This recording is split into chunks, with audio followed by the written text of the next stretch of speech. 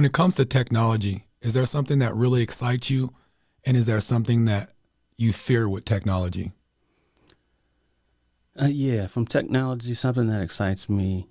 So right now, they're doing a lot of development work. A lot of applications are actually run in the cloud, and I'll give some more detail about that.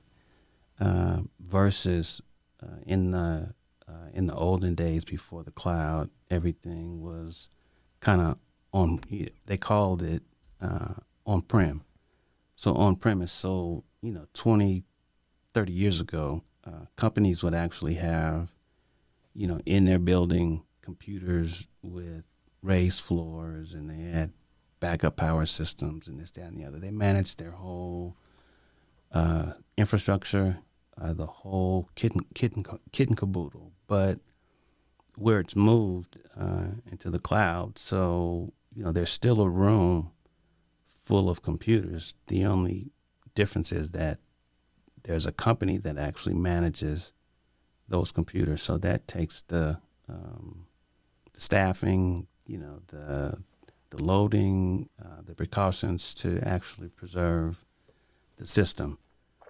So that's kind of exciting about what you can do. One of the things that's also exciting is that within the cloud, the way these companies, whether it's AWS or Azure or some of the lower tier clouds, IBM has a cloud solution, and so does Oracle, but you don't hear about those much. AWS and Azure are two of the big ones for sure.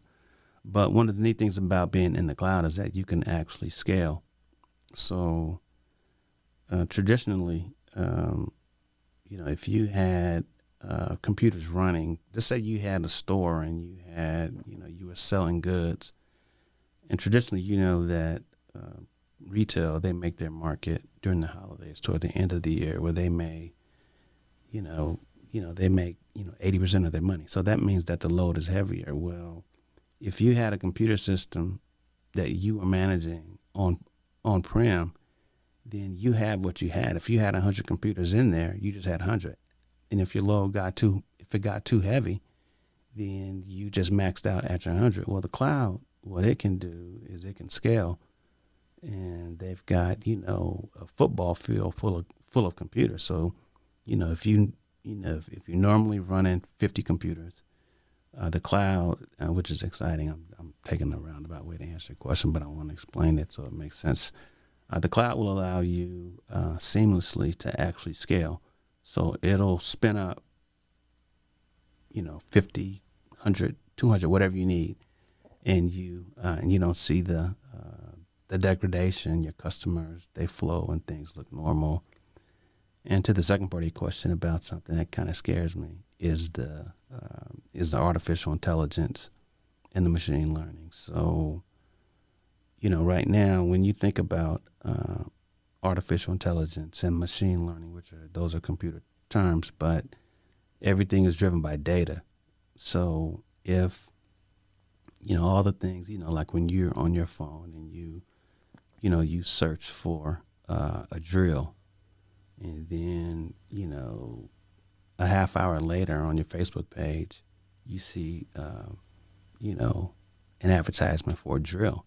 So what's happening is that all this data, everything that we do, whether it's Alexa and you're searching for your favorite artist, what's going on in the background, which is kind of scary to me, is the data that they have, and with the artificial intelligence and the machine learning. So just imagine a piece of graph paper, and just imagine that each column, maybe everything that you search for on the internet and whatever. So they get all this data, and the artificial intelligence and machine learning, like if you turn your phone on for Google Maps and you take the same route every day, right? So machine learning would say that based on your patterns, I can actually make an estimate about when you are going to leave your house next Tuesday and what time. So it's actually tracking. So that's kind of scary because if that information gets into the wrong hands, it's just out there for the taking, and it's only just begun. It's going to get a lot more intrusive and learning.